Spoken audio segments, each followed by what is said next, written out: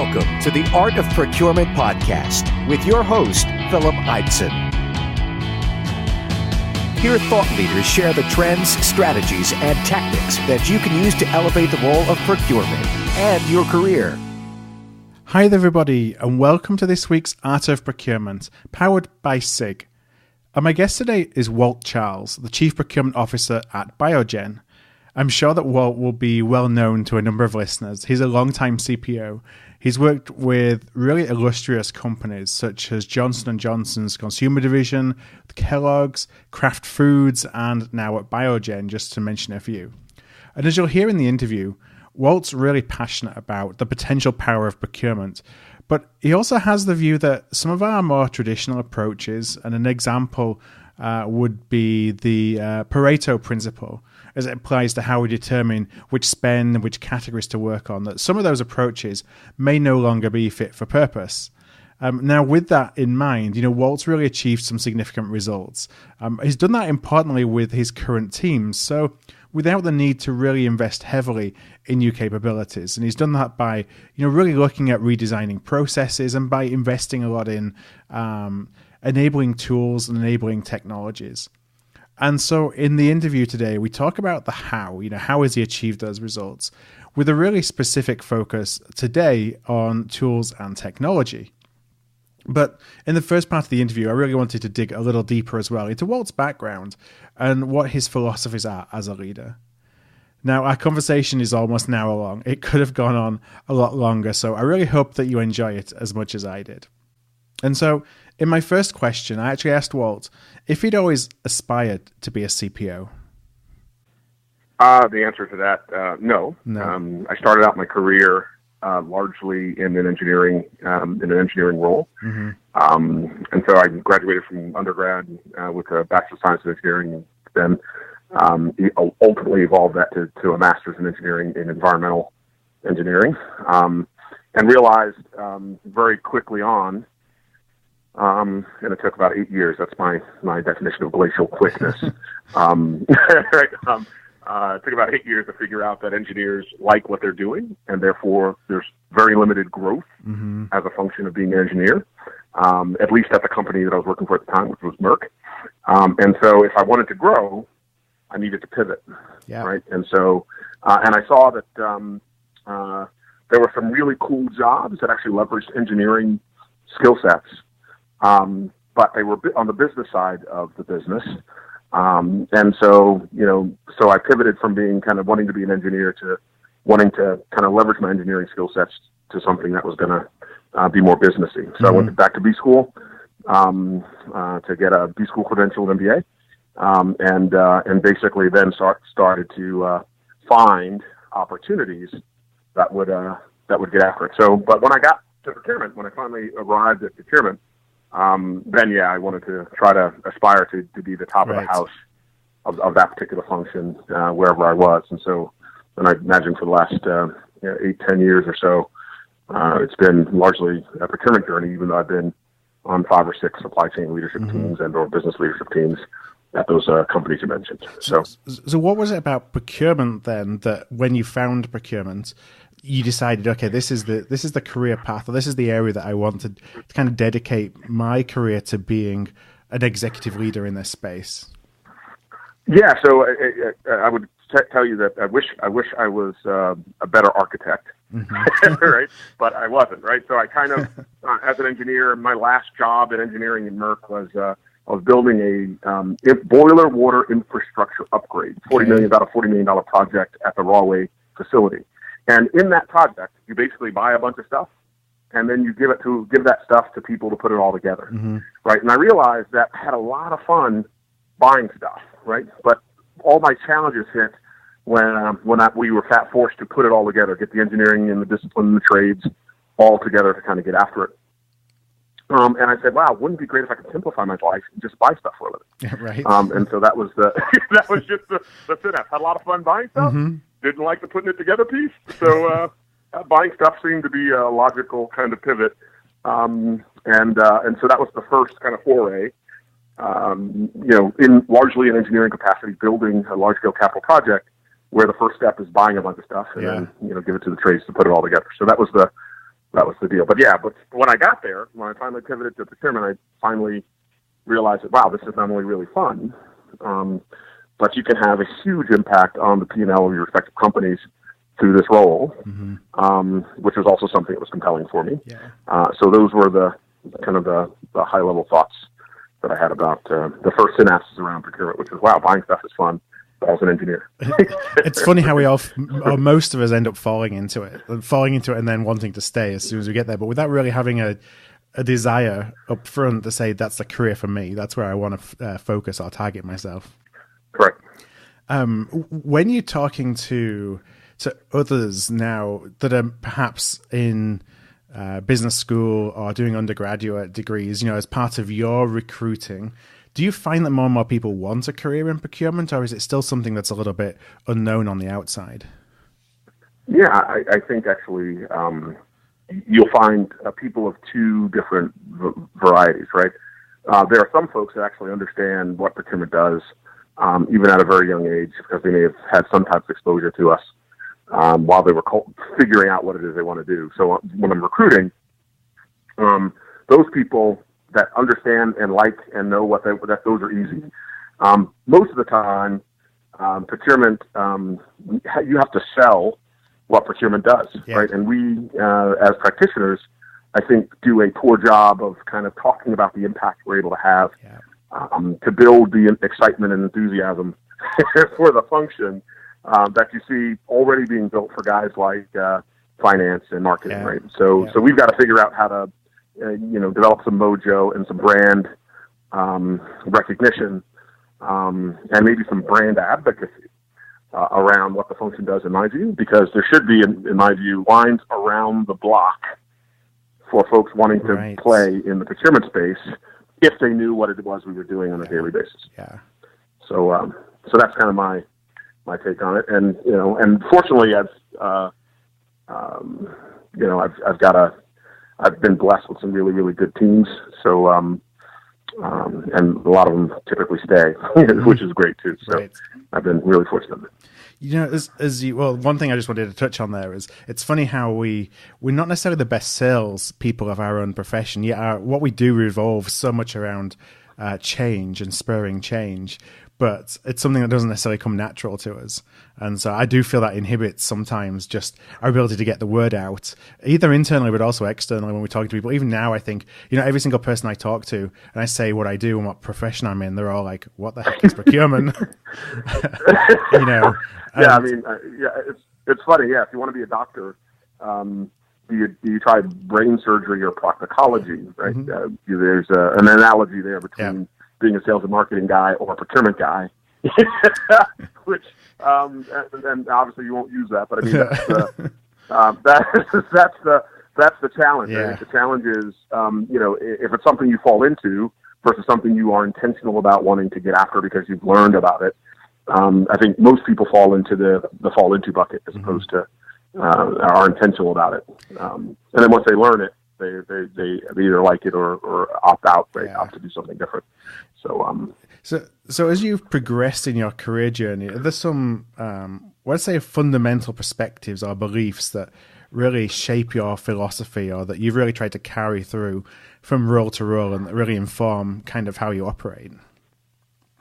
Yeah. So I remember early on in my engineering career, I reported to a VP of supply chain that mandated that we all read this book named Execution, right? Mm-hmm. And it's and embedded within that are some core principles. One of execution is everything, right? So this notion of kind of honoring one's commitments and being accountable for one's commitments is something that kind of throughout my entire career pervades everything, right? Yeah. It's so when I say or commit that I'm going to do something, you can count on me, short of an act of God, delivering on a commitment that I made, right? And so that's been kind of one of the core beliefs.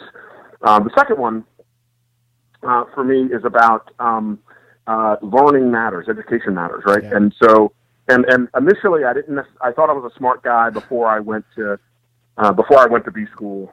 I don't think B school necessarily refined my smartness necessarily, But I'll tell you, the external perception of my smartness post B school, going to Columbia University, meant that everyone else kind of then went in with a proposition that I was a reasonably smart person, Mm-hmm. right? And so I went from someone that would be talked over in corporate meetings at Merck to all of a sudden E.F. Hutton, right? Right. Just on the basis that I was going to an Ivy League institution to get my MBA. Yeah. And it was the first time that I really had a fundamental I remember reflecting on, wow, I thought I was a smart guy before, but it didn't matter. They didn't think I was a smart guy before. Right. And so, and now, there was a fundamental shift on what I was, had the potential of doing and the contribution I had the potential of making in the business, which became kind of a snowball effect, flywheel effect, because, once people believe you're good, they then start giving you discretionary projects to demonstrate your goodness, right? And they then also surround you with the other 18, supposed 18 players. Yeah. So it becomes kind of this self-fulfilling prophecy of excellence. Yep. Which, by the way, I thought I had the capability to do it before, but it was the validation given by some external degree that fundamentally transformed the perception within corporate America of what I was capable of doing. Because otherwise, I present as this really big, kind of scary black guy. Yeah, it kind of gave you the opportunity, which was also not so scary actually, right? But which was also kind of a meaningful thing that I had to constantly address during my growth in corporate life. Mm-hmm. So as you're looking for others that may be in that same situation, who have the ability, but perhaps they haven't had the opportunity to kind of demonstrate it. Are there things that you encourage folks to do that help them stand out from the crowd? And it may not be having the opportunity to go and do an MBA, for example, but there are things that they can do on an everyday basis in terms of showing up and delivering that helps put them at an advantage when those discretionary projects come up, or put them at the front of the line. Yeah, so two things. One, I also believe that your boss is everything, right? So 90% of your perception of a company that you might be working for is the boss to subordinate interface. Yeah. Right? And you either have a favorable impression basis that boss, or a not so favorable impression basis that boss. Yeah. And so the advice or guidance that I would give is twofold. Just because someone doesn't look like you, may not aspire to be like you, doesn't mean they're in any way less passionate about delivering on the goals and objectives of the business than you, right? And so, and I'll just give you one example. When I presented at ProcureCon, when I came on stage, I requested theme music that was decidedly different from the Muzak that they were typically playing for everything else, right? And by the way, that was intentional. I did that also when I present at other venues, including inside corporate life, right? So imagine kind of Travis Scott, a hip hop guy, right? His Butterfly Effect song chiming in. Now it's perfectly clean. There's nothing in there that's objectionable, right? But it's bass heavy, and it's fundamentally different. Because I think people, when they read my background, they go, "Wow, here's a guy who's got a couple of engineering degrees, corny, and an Ivy League MBA, cornier," right? Who's worked in a lot of different corporations at kind of pretty high levels, and so they get an impression without even meeting me of who I am, how I should present, how I should talk, and how I should kind of comport myself in a whatever the session. And so, and so I try to say, look, what I'm going to share with you is probably going to be a little different than what you typically hear at these conferences. Yep. Right, and by the way, and then I go into how I was able to deliver between 150 and 250% savings increases with ostensibly the same teams at 3 different major companies. Right, because I'm thinking differently about the practice of procurement than most everybody else. Right, and that's for me the more compelling thing. It's, are those differences enabling me to unlock value in ways that other people haven't? And I think for me, in my case, they have been, right? It's been really cool to be able to help without doing kind of a full reset of personnel, which is what some transformation people do. That's not my model of transformation. My model of transformation is, how do I take the people that I've got, show them a different set of processes and a different set of approaches and tools, and have them deliver fundamentally different increases in savings and outcomes for the business. And so my brand is materially different in that respect. Right. And by the way, I don't malign the people that have to do a full scale implosion of teams. That's their decision, their brand. Prerogative. My brand is one. Yeah, my brand is one that says, how do I take the folks I've got and bring them to the summit? Mm-hmm. But how do I take my fundamental belief that most people are doing and desire to do a good job and have an impact, and so how do I take them on that journey with me? Yeah.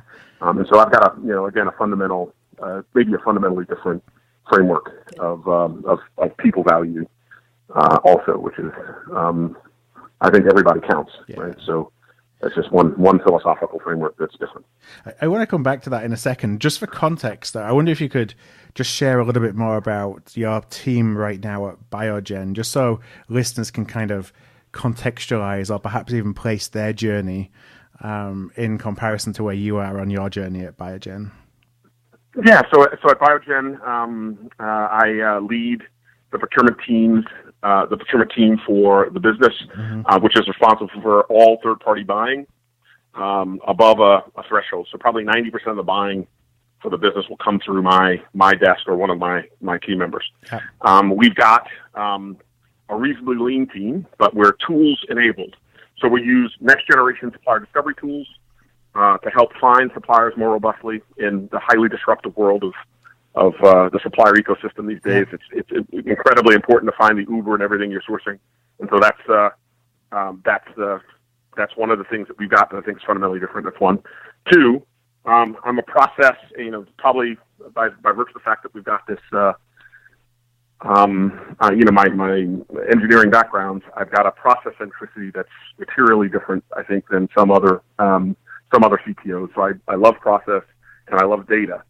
Yeah. So that's kind of the engineering framework, and so the goal is to how do you provide the most impactful set of data so that the business decision makers in the business in each of the categories we buy in have the best possible insights on how to take the nuanced decision that's embedded in the deals that we do. Mm-hmm. So that's the second thing, and then I've got something called a big data analytics engine for my bid data, which is a game-changing execution framework. And so imagine what big data allows you to do is take a lot of data and get to actionable insights in seconds instead of months of pivot tables, with spreadsheets, right? Yeah. So and large people counts, right? So imagine if you could take a very large data set, like I'll do a labels bid when I was at Kraft Foods. Kraft, I was managing $12 billion.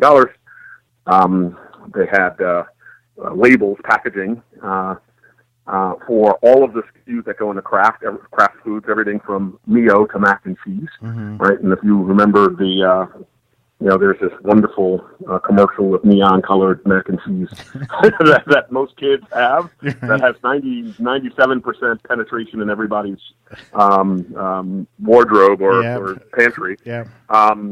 If you've got a kid, you've got some mac and cheese somewhere. Yeah, we have two young ones, so we've got some mac and cheese in the house that they eat pretty much every day. Yeah. So the good news is, so they've got, Kraft has something like 5,100 SKUs, 900 suppliers that support those SKUs, and roughly 100 cost elements per SKU. So for the packaging, it's the colorant that goes in, the PET resin, the adhesive sticky stuff that makes it adhere to the actual bottle or package. So all that stuff is actually compartmentalized, bill of material, exploded, and then basically assessed. Mm-hmm. And what you're trying to do is figure out which suppliers can actually service you best across that 900 supplier ecosystem. Now, the way we used to do that whole bid, so by the way, the data element, the data table alone, has 450 data elements in it, 450 million data elements in it, right? So that's 5,100 SKUs, 900 suppliers times 100 cost elements per SKU. You end up with, that multiplication ends up with 450 million data elements. At the time we were running Microsoft XP, it blew up after 17,000 lines. Right. Right. So you couldn't physically do that kind of analytics. And so what did we do? We would break it into, 10% chunks and carve off a couple of plants at a time. And we take 2.5 years to go through the entire award scenario for the entire business. 2.5 years doing it at 10% of the time. And I said, well, what if I gave you a tool that will allow you to take all 450 million data elements, do your analytics on it, so you have an output that resembles something that looks like your ERP data load, which says, here's the SKU, here's the supplier you're going to buy from, here's the price you're going to buy it at, right? So it's for every single SKU. And you could pretty much quantify what the value is for the change your award scenario in seconds instead of months, inclusive of a 450 million data elements framework. And what if you could take, instead of 2.5 years, you can actually do your entire bid stuff from start to finish for all that volume in all 4 months, done. Yeah. Not 2.5 years. Yeah. And then what if, because you ask questions of your supply base, what's stupid about my specs that have changed with drive value, you got after a continuous improvement framework that would be game changing, right? And then what if you also sourced innovation to say, hey, how quickly should I be pivoting to digital on which line? Because quite frankly, to mitigate $1 million worth of obsoleted labels that happen as a function of demand changes, when I'm not doing it on demand, I'm ordering it by the EOQ. Yep. Right. So those are the types of things that you can unpack with the right set of tools. And, and by the way, we saved for that, I think it was double-digit savings and we've got, probably an ideation list from suppliers of things we should probably consider different. That was another, 5 percentage points big in terms of things we should pivot from. So around getting news you could use to drive your business forward, that was cool by leveraging the supplier ecosystem to do that. And that's kind of what we were able to do across every single category that we were buying in, which I thought was transformational, right? So and imagine at Kellogg's, the first 120 days, you deliver something like $113 million worth of lift by leveraging those types of tools across a $10 billion spend profile. And imagine in the first year delivering something like 190% improvement with the same 300 folks you had. All right, 190% improvement over the best we'd ever done as a procurement team.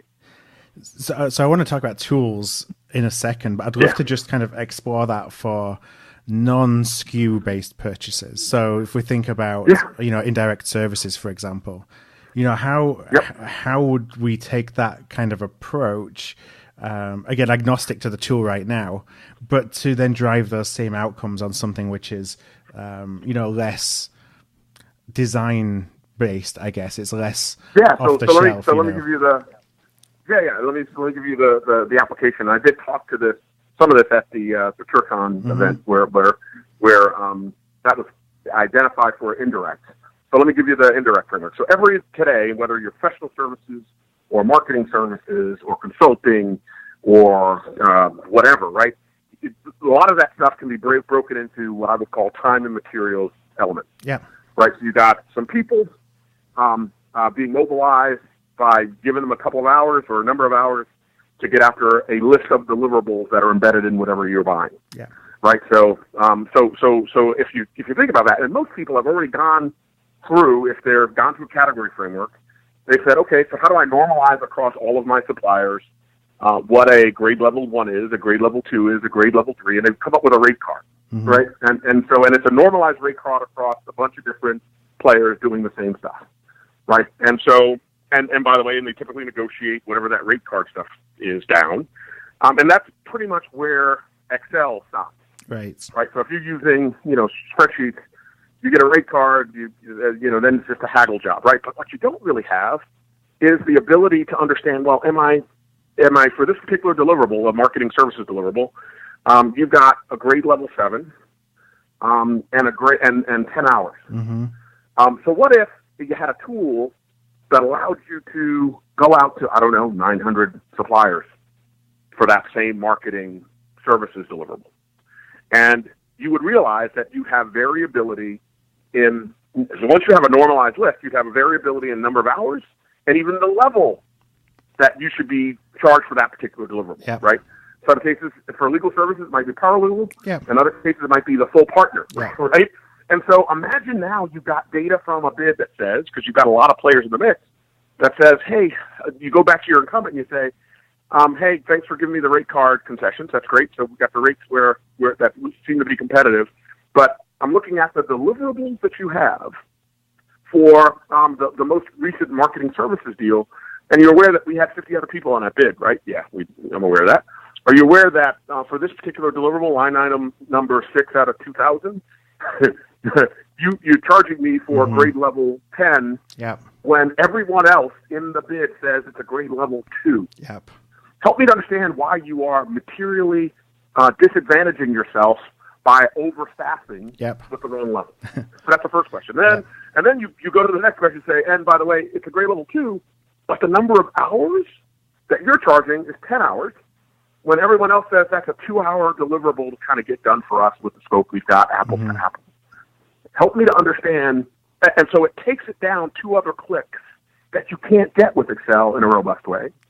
And then you can use those data to inform how you negotiate with the suppliers on an indirect, and many of the indirect categories that we're talking about. And it's game-changing. And so that's kind of some of the ways you can do it. Secondly, we're typically asking now on themes like, if we're trying to migrate stuff to the cloud, or if we're trying to automate more of the deliverables, what's your automation paradigm, right? This is the staffing framework. How do we evolve this kind of manual staffing framework to something that looks like a bot doing it, that I'm just paying the fractional server time for them to crunch the numbers in the nanoseconds that it takes, instead of using people? And how does that fundamentally transform the cost dynamics and the benefit dynamics? How do I take decisions and make them faster, more robustly, by leveraging kind of machine learning and AI algorithms to inform how we get after that? And we just went through an exercise at Biogen with an IT rethink, leveraging that same thought process and the savings basis. Our old model, which was highly manual intensive, are very, very, very, very large comparative to our historical pricing constructs. So those are the types of things you're able to do, but you need a tool, in my view, to unpack it. And then the big thing about the tool, right? So today in procurement, we've got a couple things, right? We have something called tail spend in virtually every company that I've ever worked. Right. So imagine if you've got a big data analytics engine that allows you to crunch through everything as robustly as you crunch through the big stuff. You no longer need to do a Pareto and write off effectively 20% of your spend. So imagine I'm the CPO of Kellogg's again. Kellogg's with $10 billion spend, right?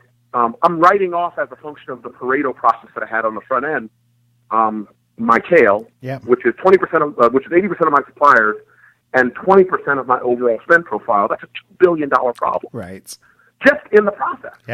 So one of the big unlocks we did at Kellogg's was how do we source the tail spend as robustly as we source the big stuff. And by the way, the good news is when you source the tail spend the first time, the guys like Ardent Partners will tell you, they've done some research on this, the first time you bring more spend under management, you save around 12%. That's kind of the normalized average of what you get. I'm seeing on everything north of 10%. Right, so imagine 10% on $2 billion. How can you stand with a $200 million impact for your business? So that's the first tail spend problem that you got to solve. The second tail spend problem that you can solve is I call the hidden tail, right? Because then we take those same 20% of my suppliers and then we then parse them out to the category people who do what? Another Pareto.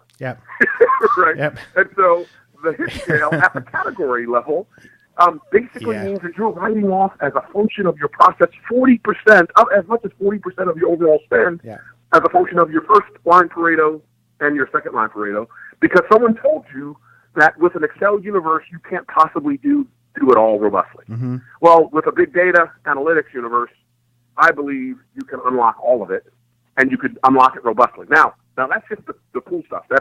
Here's the math so far. So tail spend looks like you're delivering $200 million on a $10 billion top line, right? 10% of that. Then you've got the hidden tail. Well, yes, no category leaders. You're not going to cut off the tail. You're just going to source all of it, and you're going to source it all robustly, and you're going to leverage a tool to get to the actionable insights. And so guess what? You're going to source more. So it's another 20% at about 10% on the category slice.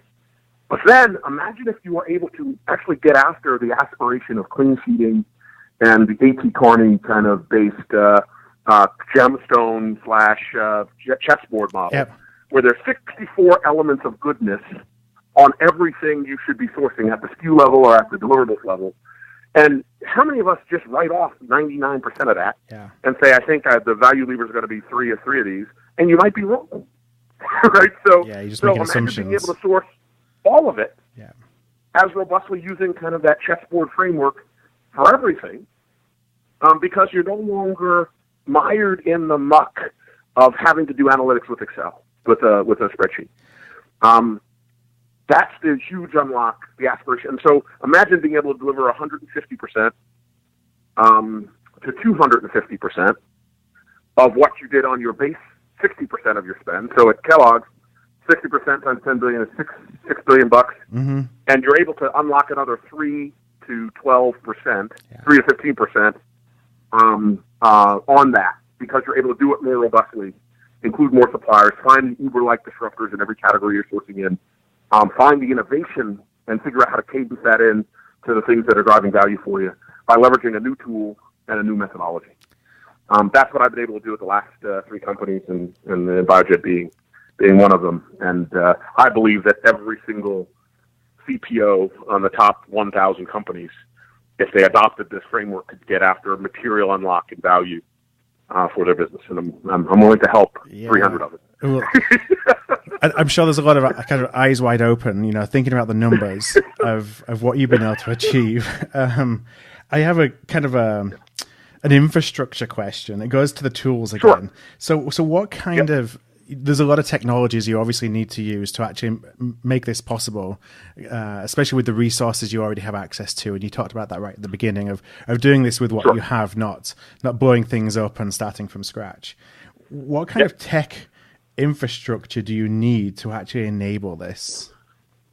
So there are three different solutions that I use, right? One is a next generation supplier discovery engine, which, by the way, if you go to, I'll be posting them on waltcharles3.com. That's waltcharles3.com, just to make sure you got it right. So that folks, if they've got this, and I'm going to list it by, here's the pain that I've had, and here's the tools that I've used to get after it. I've got an ecosystem of about 13 different tools, but the 3 big ones are a new supplier discovery engine, which says, imagine, stepping away from the Google-based, I got to find suppliers, or the practice of what I call as 3 bids in a cloud of dust. And I'm going to ascribe that to the CPO of FedEx. She goes, hey, the current model is 3 bids in a cloud of dust is the model that a lot of procurement people still have. Yep. We believe that needs to be blown up for the direct that it is. That's one. 2, we're saying, what if you could source everything with everybody that you could potentially find? The big challenge is, how do you find them efficiently? Well, imagine if you had a tool, that next generation supplier discovery engine, that will allow you to take, if you have one of your incumbents that that's doing it today, this thing's got an AI-enabled web crawling feature that will find suppliers like them based on the descriptors they used on their websites. So imagine this web crawling feature that basically finds and then returns the list of suppliers for you in a declining relevance framework. So you could find, the guys in China, the guys in Asia, the guys in the Philippines, the guys in the U.S., all with kind of the same ecosystem framework and the same kind of web-based descriptors that they're using to define who they are. You don't need to spend a week searching on Google anymore. Correct. It's nanoseconds. It's nanoseconds, and then basically you've got the contact information and the player that you might want to include in a bid to try to get after funnel. I call it funnelist bidding. So it's today we use a funnel. We get to 3 bids in the cloud of dust. Tomorrow we're going to take the funnel out and use as many suppliers as we can find and keep them in the mix and not disqualify them until you've got data to justify that disqualification. Right. So today we basically go out for an RFI, go out to maybe 100 suppliers to get to the 3 bids in the common best framework. And then we basically eliminate 95 to 97% of the population of suppliers you went out to, basis your gut and no real damn data on cost. That's a busted framework in my view, and it needs to be blown up for the dreck that it is. Dreck is I'm not sure if that translates, but that's the deal. So I'm saying in a funnelless bidding framework, you basically leave everybody in and you let the data determine who the disruptors are, basis how they actually respond to the bid stimulus, right? And you only eliminate them basis fact. So go to fact-based eliminate suppliers, and you keep everybody the heck else in. So how do you manage that? Sorry, how do you manage that from a workload perspective? So, I think we often go down to the 3 quotes because we have a notion of it being easier. We've got less things to consider. Now, I'm not saying that that's the right way to go about things, but it's how we sometimes self-justify the approaches that we take. How do we do that? We do it because we're using a big data analytics engine on my bid data. Mm-hmm. And so as suppliers input their real data, if you can just raise your index finger right now and move it from direct up and down to about 30 degrees, right? If you just move it back and forth, that's the incremental effort needed to evaluate 900 suppliers versus just 3, because the tool will do the analytics. Mm-hmm. Hello? Right? So if you use the right tool, the analytics burden becomes kind of a couple of clicks of a mouse, and you can analyze 900 as easily as you can analyze 3. So it no longer it totally eliminates the burden of the stuff. Now you do have to think a little differently about what analytics you want to get done well in advance. You can structure your data and structure the bid tabs so that you can unpack the slices that you want to see. So you have to really begin with the end in mind here. So it's not a trivial pivot, but if you understand what slices you want or what analysis you might want to run, you can absolutely leverage suppliers inputting the data into the tool, and then the tool doing you're just structuring the data, and the tool doing the analytics for you. Yeah, the workload is in the architecting of the event. Correct. And then once you do it, you've got clean sheets for everything or shoot cost models for everything. Then it's rinse and repeatable, right? You can basically reuse it because even at Kraft, the SKUs that we were buying 10 years ago are pretty much the same SKUs we're buying today. Yeah. Right. Yeah. And the specs haven't changed all that radically. So damn. And as long as the product's still selling in the marketplace, you can make a significant value. So clean sheeting, funnelless bidding, and then 45-second analytics are the three things that I'm doing differently, and I call the combination of those 3 things something called constraintless bidding. Mm-hmm. So because I believe every single revolution needs its own vocabulary. right? So constraintless bidding means if I no longer have the constraint of Excel, why wouldn't I include every supplier I could find? Yeah. Wouldn't I include, including the disruptors, wouldn't I include all of the factors that I should be considering, like the chessboard, the A.T. Kearney chessboard, on everything that I'm buying at whatever granular level made sense? And then wouldn't I be unpacking, getting to actual insights in seconds instead of months of pivot table health? Absolutely. Across very big data sets, like even the 450 million data element thing that I was talking about with labels at Kraft Foods. And so it basically unlocks the things that are constraining us to get after more spend, actually more of our spend more robustly, throwing out the tail spend, throwing out the categorization framework that's leaving another 20% of the cutting room floor, and then getting after the 60% of the strategically managed stuff with a much bigger lever to unlock more value. So because you're no longer justifying truncating the analytics into something that is manageable because of the workload. So that's the unlock. On the infrastructure, you talked about Supplier Discovery as a platform for actually figuring out who those suppliers were that you want to involve in a process. Now, from an execution, are you using what I'd consider more traditional source to contract, sourcing software, or is there something more to it than that? I'm using 2 things that are off the shelf, which I'll share on WaltCharles3.com. But two things that are off the shelf that are next generation, I call it, instead of best practice, the next practice for supplier discovery. And I use one solution for that. So it makes, and basically imagine my team gets to log on to an enterprise platform that supplier discovery is embedded in that. I also use something called a 60/60 form, which is a homegrown form, a 60/60 platform. So it's you know, if you are, and I'll use an indirect example. When I first got to Biogen, I probably, in my first week, I probably had 4 calls from people, various customers on the globe, where they said, "Hey, Walt, can you, I've got this thing that I need you guys to approve." Right? This bid or award or PO, I need you to approve. Yeah. And I'd ask them a couple of questions. And I'd say, "Well, hey, is that, is this a good deal for the business?" "Well, no, it's a crappy deal for the business." but I need it yesterday. Yep. Right? Right. And so I found that the biggest challenge we had was, one of the biggest challenges we had was we didn't have enough time to actually do our job on the big stuff. Right? So if you don't give procurement the time to actually run through a 5-step methodology, you're going to have you're going to have an issue, right? So that's the first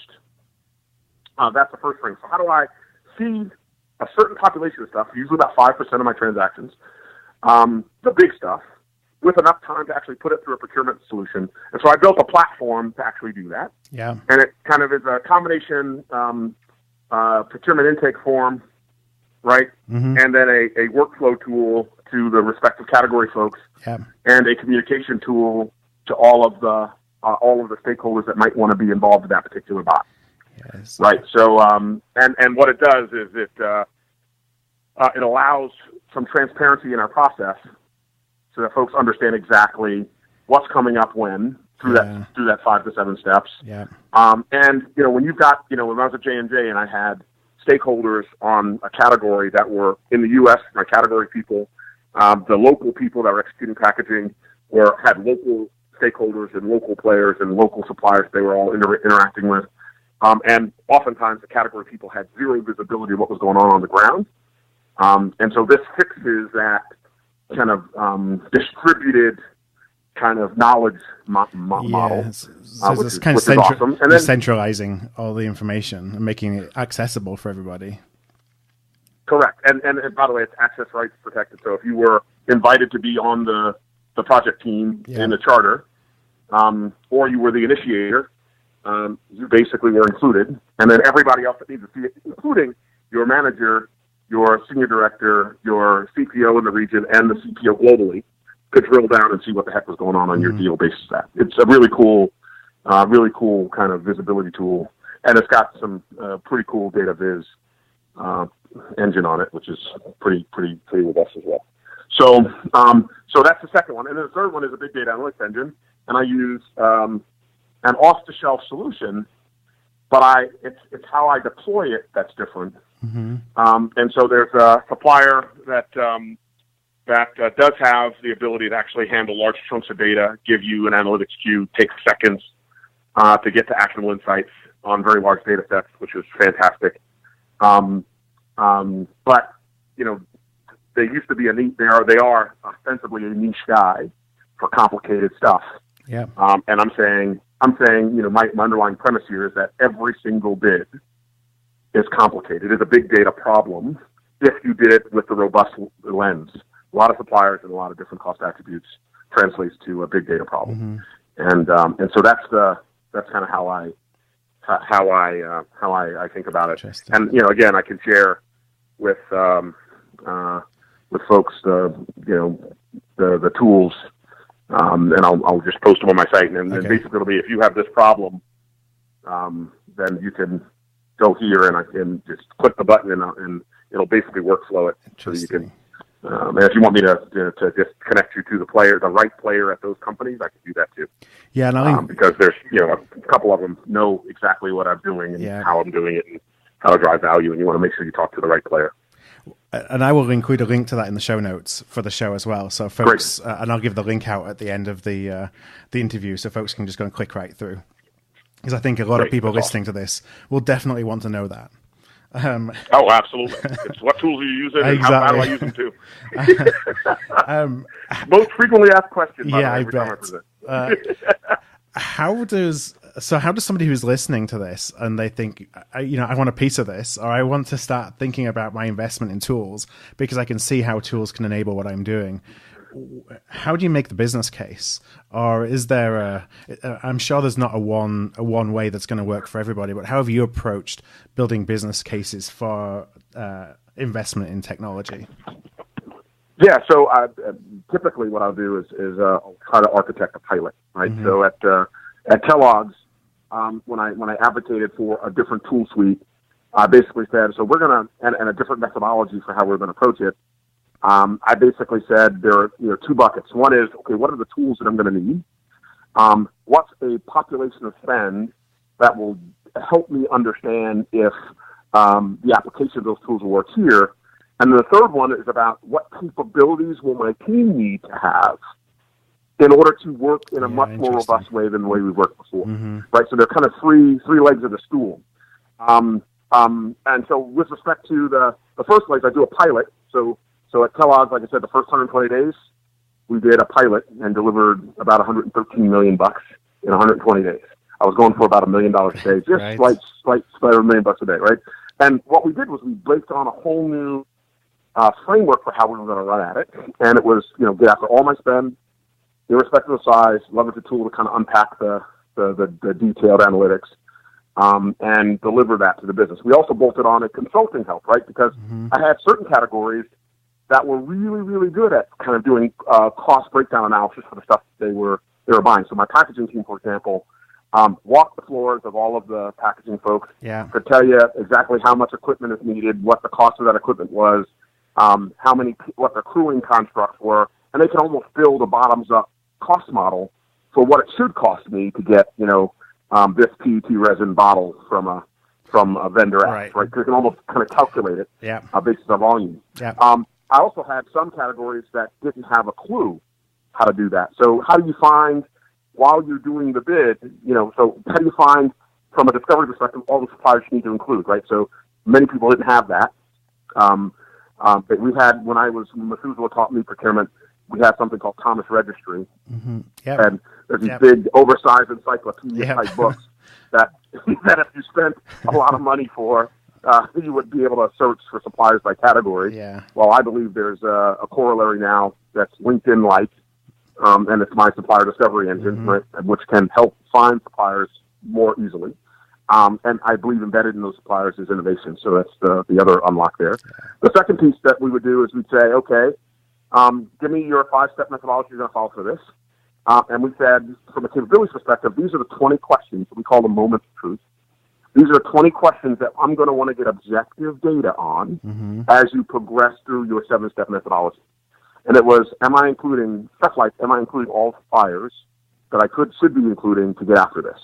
Am I including all the scope that I should be including to get after this? Right? So imagine, in many cases, people were talking themselves out of even attacking some of the scope because, it's too complicated. It's just freaking Peru or Latin America or whatever.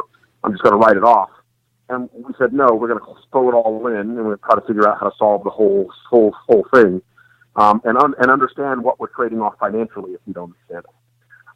And then we adopted a philosophy that said that irrespective of how senior the players are, all guidance you get from your stakeholders are conditioned guidance. And I'll tell you what conditioned. It's conditioned that once I get the data, that it's not stupid with the transparency that the data provides. Right. So imagine, a reasonably junior procurement person going to a pretty senior leader saying, were you aware that this decision was a $5, $10, $15 million decision? I'm not sure we had an eyes wide open approach on how we took that decision. So I just want to make sure you've got transparency around the cost consequences of this. You said you only wanted to use one supplier. We're saying the cost of using two is $7 million delta. And I think if you're concerned about managing that incremental supplier with the savings you'll get, probably it's in your interest. Right. To just hire somebody to go manage. Yeah, that's an investment worth making. Yeah, exactly. So those are the types of things that we try to do that's different. But it's and what I found, which was kind of more astonishing, is that most people are advocating that, hey, Walt, if you're going to do kind of transformational outcomes, you've got to blow up the team you've got. Mm-hmm. I've done most of this by bolting on just a small data analytics queue of less than 10 people, usually, who are tools experts. Yeah. And they actually support the entire globe of bids, the entire globe, right? And so they're able to basically harmonize approaches, harmonize bid tabs and deal structures to make sure you can unpack it nicely. And most of the tools are kind of kludgy, and the cost of licensing is pretty pricey on a per person basis. But if you can COE it and have all of them run through that queue, you can actually keep your licensing costs down and deliver tremendous outcomes for your business. And I use those teams, that analytics pod, as my category feeders. Yeah. So if those folks evolve, they basically figure out which categories they really like playing in, and then I try as those roles become available, I basically promote them into roles around category stuff because they already know how to unpack the analytics and get to actual insights, which is a game changing. So that's kind of how I think about it. And it's been, I've been blessed to have, 3 major companies, Kellogg's, Kraft, and now Biogen. In Biogen, we're delivering 250% increases over our historical numbers. We're also redefining the benchmarks. So imagine if you go to CEB, they're saying that the typical ROI for procurement is for a top quartile procurement deliverer is 10.4 times the amount, right? So the investment in the function. Yep. McKinsey just did our benchmarking, and basically said, Walt, you're at the 13.7 times ROI for the amount of dollars invested in your business. So we're able, because we've got tools, to do more with fewer folks. Get after. We're also 19 to 32 heads lighter than comparable teams managing same dollar amounts, which is massive, right? Imagine if you had 19 to 30 more heads, but you were actually sourcing all your stuff. Yeah, that's awesome. Yeah. And again, I believe that's an artifact of the tools enablement that's being driven. And obviously, most of the other metrics we either compared favorably or most of the other metrics they teed us up with, we were green, which was awesome, right? Which is the other metrics typically people get after. Yeah. I mean, the number of dollars my team can manage is bigger now because they've got tools, right? You can manage more if it's a pen stroke or a mouse click. You're much more efficient. Yeah. So that's the backgrounder, and like I said, I'm elated to be able to lead, and I believe that virtually every company in the top Fortune 1000 could get after actioning at least 20 to 40% more of their spend more robustly at about a 10, probably a double-digit savings rate. I believe that they can actually get somewhere between 150 and 250% better outcomes on the stuff that they're strategically managing because they're able to do more with fewer resources, and to do it more robustly, right? So instead of using 1 or 2 levers in the 64 chessboard lever list that A.T. Kearney has, you can use all of them on every bid at every SKU without grinding to a halt with all the analytics you have to chew on, because the tool's going to do the analytics. And so that's the huge unlock for me, and that's what's been, I think, game changing. And I'm interested in inviting, like I said, I'd like to try to get 300 people, and I'll help them. I'll show them the tool list that I've got, and I'll show them how to do it, because I believe our function needs to share how we're getting stuff done, how we're fixing stuff when we find unlocks like this. Yeah, I couldn't agree with you more on that. That's one of the foundational kind of principles of doing the podcast, is really to help share this thought leadership. And well, I mean, I have so many questions and so little time, so I would love to invite you back on the show at some point in the future so I can dig down even deeper. That sounds great. But what I'd love to do... I'd welcome an opportunity to do. Well, thank you. I'd love just to finish out the last couple of minutes we have. Where should listeners, therefore... I know you mentioned a site in the interview, but where should listeners go if they'd like to find out a little bit more? And I'll wrap these all up into the show notes. Yeah, so they should go to waltcharles3.com, And what I will do is probably in the next 2 weeks, I'll have it all up. So by the time this thing gets published, Walt Charles will there. And what I'll have is a laundry list of some of the tools. I use about 13 of them.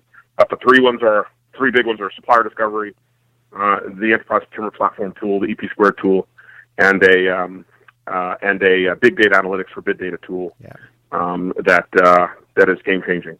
And then what they'll need also is if they think they've got gaps with their capabilities at the category level, when you start to do bids, then I can even suggest to them a couple of consultants that I've leveraged in the past that could help do the cost breakdown analysis and the work breakdown analysis structures that will help them fill up the gaps. And then once you do it once and you've got a clean sheet built, it's leverageable by anybody else. Anybody else that uses that deal, it's leveraged by the next category leader for that particular category. So once you do it once, basically you're good to go, but you've got to do it once. Perfect. That sounds it sounds like a fantastic resource. So thank you for your investment, back in the procurement community in making that available too, because, it's the only way that collectively we're actually going to really deliver what I think can be, we can be such a game changer in the way we think about procurement and the way that we elevate kind of the conversations and the impact we have.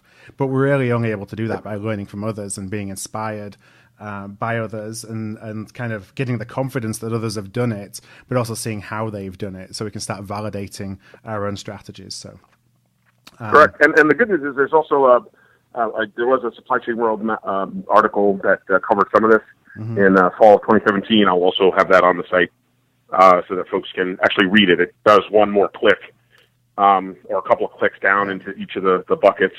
But it, again, just validates some of the great work that my teams have been able to deliver with these new tools and new approaches, which has been fantastic. Well, I'm going to post those at the imaginative URL of artofprocurement.com/Walt Charles.